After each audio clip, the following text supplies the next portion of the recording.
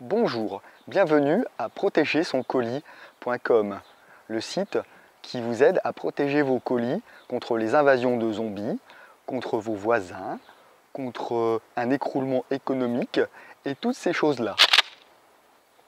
Non, nous ne sommes pas du tout des fatalistes, nous ne sommes pas du tout des survivalistes, mais nous aimons bien que nos colis arrivent. Moi, ce qui me fait triper, c'est quand je reçois un colis de chez Julien.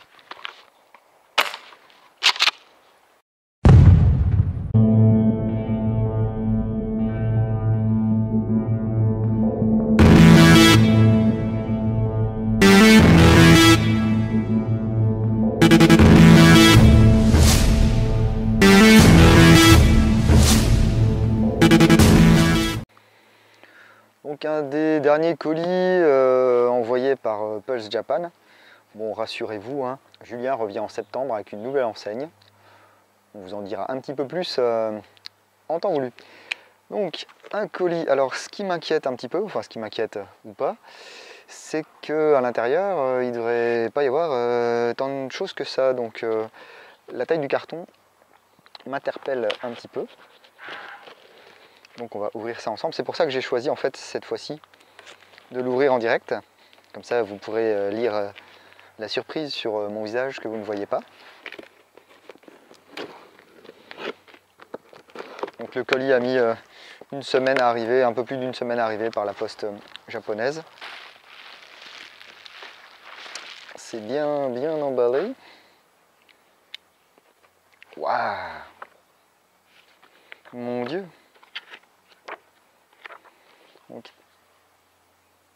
J'ai droit à un petit catalogue des produits Lelax, quelques catalogues des produits Marui pour 2014-2015.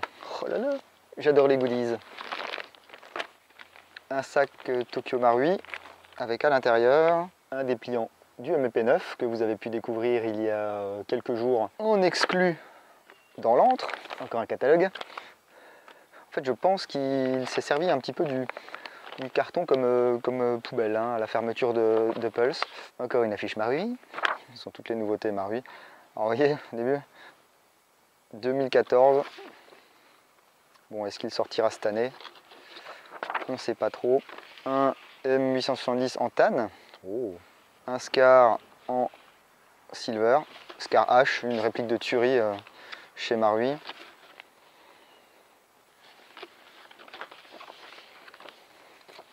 Une affiche du Breacher, MEP9, enfin bref, plein de choses chouettes. Je vais pouvoir décorer un petit peu l'antre. Alors je fais très attention parce que apparemment il y a des choses dans le journal. Hop, voilà qui est mieux.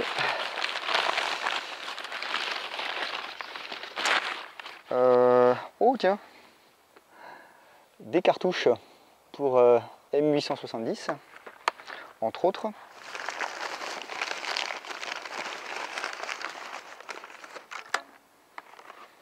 Oh, des cartouches pour M870, entre autres.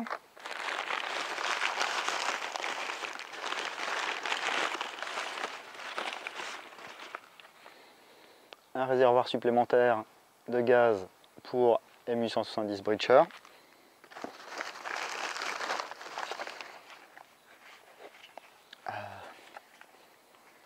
Un mug. Je vous ai dit que j'aimais bien les goodies. Un mug Tokyo Marui. Donc c'est le modèle pour le gaz HFC 134A. Il y en a d'autres. Hein. Do not throw me in the garbage. Something's inside.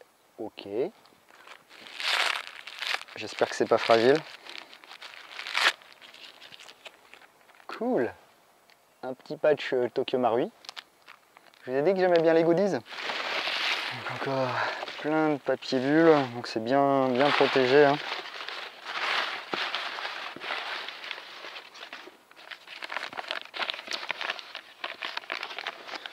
Je pense qu'il a sacrifié la collection de mangas du patron de Pulse pour faire le colis. Et enfin le cœur du sujet. Oh, il m'a fait un petit nœud. Merci Juju. Le Marui M870 Breacher. Donc voilà, après cet interminable unboxing et cette interminable intro, on l'a enfin devant nous, le M870 Breacher Tokyo Marui. Je défais le petit nœud cadeau, voilà. Boîte assez classe comme toujours chez Marui, ça ressemble fortement à ce qu'on avait eu pour le M870 normal. Hein. Alors comme d'habitude, vous avez le mode d'emploi avec toutes les petites cibles, les choses habituelles. Sur les manuels Marui. Alors je vérifie très rapidement. Bon voilà, on a un éclaté spécifique pour le breacher. Hein. Et au premier coup d'œil, je ne vois pas beaucoup de différence au niveau de l'interne avec le modèle Tactical. Mais ne vous inquiétez pas, il y aura une review complète, écrite, photo, détaillée, démontage et tout ça sur l'antre, le blog. Alors on a Gas Shotgun numéro 2, c'est bien ça, parce que ça laisse peut-être présager de futures pompes à gaz, pourquoi pas un Space 12 avec une jolie crosse, eh oui. Ou un M3 Benelli, ça serait bien aussi ça. Donc la cartouche, alors il y en a qui l'appellent cartouche nouvelle génération. Nouvelle génération, les anciennes fonctionnent bien, hein. Vous avez aussi un modèle en verre. Voilà. À part la couleur et les marquages qu'il y a dessus, c'est exactement le même fonctionnement. Ensuite, oh là là, ça s'ouvre. Alors, oh là là, encore plein de petits idéogrammes. Voilà, quand vous êtes... Là, c'est quand vous êtes énervé, faut pas tirer en l'air, c'est pas bien. Celui-là, c'est pour dire que des fois en mode 6 billes, ça tire 5 billes. Que c'est pas de l'arnaque, même si c'est de l'arnaque. Celui-là c'est pour dire que si tu mets pas de cartouche, ben c'est nul. Et puis celui-là pour dire que si vous armez pas la réplique, en fait ça tire vachement moins bien. Mais ce qui nous intéresse, c'est ce qu'il y a en dessous, le réservoir de gaz. On continue avec les accessoires. Le bouchon. Voilà, toujours utile lorsque vous transportez votre réplique. Hein. Et puis un sachet de billes Marui. Et puis le cœur du carton, bien entendu, la réplique. Elle est très bien maintenue grâce à une bande velcro. Une double bande velcro. Comme sur le 870 Tactical, on a un hop-up. 3 canons, 3 joints de hop-up fixes qui sont conçus normalement pour de la 0,20. On sait tous que ça fonctionne avec des billes d'un grammage supérieur. Hein. À première vue, on aime ou on déteste. Hein. Beaucoup de gens ont crié au scandale en disant mais qu'est-ce que c'est que cette crosse là dégueulasse, c'est moche, on dirait un revolver et tout. Mais sachez que c'est une crosse qui existe. Hein. Ils n'ont rien fait de fantaisiste sur ce coup-là. Au niveau de la prise en main, écoutez, pourquoi pas quoi. Hein. Moi j'aime bien en tout cas, ça me convient. On peut tenir la réplique droite sans trop d'effort. Bon, il faut un minimum de muscles, pourtant moi je suis pas trop équipé, mais ça passe. Ce que je trouve un peu plus moche, on va dire, moi c'est la pompe. Mais après tout, pourquoi pas, hein, une mini pompe. Voilà, le bruit toujours aussi jouissif à l'armement. Hein. Ah mon dieu. Ici, ils nous ont mis un petit bouchon. Alors si vous voulez, vous pouvez mettre des cartouches. Hein. Voilà. Et quand vous avez besoin de cartouches sur le terrain, hop, lancez de cartouches. Il faut être très agile. En ce qui me concerne, je ne mets jamais mes cartouches dans ce logement. Après, vous faites ce que vous voulez. On parlait tout à l'heure des 3 canons, ils sont là. Hein. Donc, je me demande si ils font pas la même taille que sur le M870 Tactical. Le meilleur moyen de le savoir, c'est de vérifier. Écoutez, ouais, non, ils sont quand même un peu plus courts. Hein. Bon. Pas d'organe de visée sur cette réplique. Vous avez un rail. Il y a un adaptateur pour cartouche qui est vendu à part. Ça peut être pas mal d'investir. J'aurais trouvé sympa qu'ils le mettent dans la boîte, hein, parce qu'au prix de la réplique, elle n'est pas donnée quand même. Hein. Comptez selon les sites, selon que vous achetez, entre je dirais 250 et 330 €. Ça peut paraître cher pour un pompe. Même pour du Marui. Chacun voit midi à sa porte. En ce qui me concerne, Même si j'ai pas acheté la version Tactical pour la garder, et bien ça fonctionne tellement bien que vous voyez, ça fait 1 an que je l'ai et j'ai changé un joint dessus, quoi.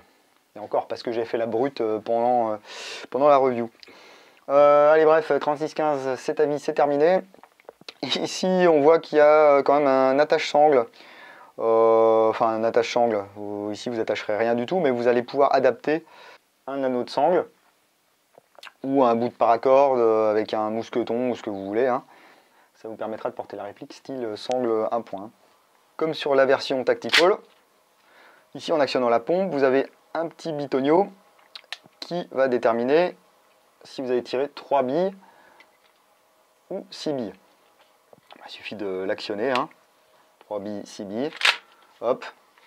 Le mode 6 billes était un petit peu fragile sur les premières versions. Il y a eu des problèmes avec les nozzles, c'est-à-dire qu'en mode 6 billes, il y a des billes qui allaient se mettre entre les 3 nozzles et ça cassait directement la pièce. Ce qui pouvait se passer aussi, c'est que carrément le mode 6 billes ne fonctionnait plus du tout. A priori, je dis a priori parce que j'ai vraiment pas, j'ai pas d'infos de la part de Marui, hein, mais ils auraient corrigé les problèmes de jeunesse du M870 Tactical. Voilà. Donc là, on va pouvoir mettre un optique, hein, si on veut.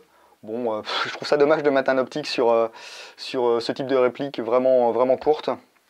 Vous avez possibilité de l'enlever, bien sûr, le rail, hein. C'est une réplique qui pèse son poids quand même, hein. On n'a pas beaucoup de plastique, à part la pompe et puis la poignée, le reste c'est d'alliage, hein. Et c'est du bon alliage, hein. Les marquages sont quasiment identiques au modèle Tactical, sauf que sur le modèle Tactical, ici, il y a écrit Tactical. C'est génial, hein. Mais le numéro de série, situé à l'arrière du corps, est identique à la version Tactical. Les marquages sur le canon sont également strictement identiques, pour la simple et bonne raison qu'ils ont pris un canon de Tactical, ils l'ont coupé, et voilà, j'ai un canon de Breacher. On a toujours la sûreté ici. Voilà, là je tire pas, là je tire, avec un petit anneau rouge. Et puis ici la commande du compartiment à cartouche, hein. Voilà, là j'éjecte. C'est très simple. À l'intérieur vous avez le système d'approvisionnement en gaz. Ici, alors ils ont encore choisi, c'est un mystère pour moi, hein. Pourquoi ne pas avoir mis la valve de remplissage en dessous? Ça aurait évité d'avoir à changer la cartouche à chaque fois, c'est pénible, il y a des pièces en mouvement, c'est du plastique, ça casse, ça s'en va, on ne sait pas trop. Donc ils l'ont mis sur le dessus, à côté de la valve d'approvisionnement, la valve de sortie si vous voulez. Ils ont changé la valve de chargement, je ne sais pas si vous voyez. Elles sont maintenant un peu plus profondes. Le téton est situé en profondeur, comme sur le HK45 et le MEP9. Ce qui fait que quand vous allez remplir, avant on se rappelle les chargeurs Marui, c'était vraiment des paniers à salade, dès qu'on remplissait il y en avait partout. Là maintenant, vous voyez, on n'en met pas partout, et ça gicle que quand c'est plein. Voilà, et encore, là ça va pas trop gicler. Donc le remplissage se fait de manière aisée. Il était annoncé qu'il y aura à peu près la même autonomie que sur le modèle Tactical. On peut comparer ici les deux réservoirs.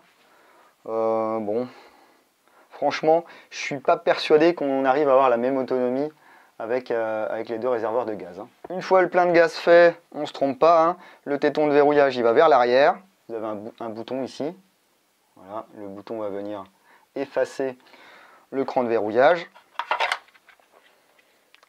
Clic. Et voilà. Alors, un petit truc perso moi que je reproche à ces répliques, c'est que l'alu utilisé pour le corps, eh bien, il marque vachement facilement. Là, je l'ai manipulé quelques minutes pour vous faire cette vidéo. Et il y a déjà des traces de doigts. Et les traces de doigts sont assez chiantes à enlever. Voilà en ce qui concerne l'essentiel de la réplique. On se retrouve dans quelques jours sur l'Antre du Dingo, le blog, pour la review écrite complète. Je vous laisse avec un petit flyby de la réplique. Et puis en suivant, vous aurez les tests de tir. Bis bis, et puis je vous dis à bientôt sur l'Antre du Dingo.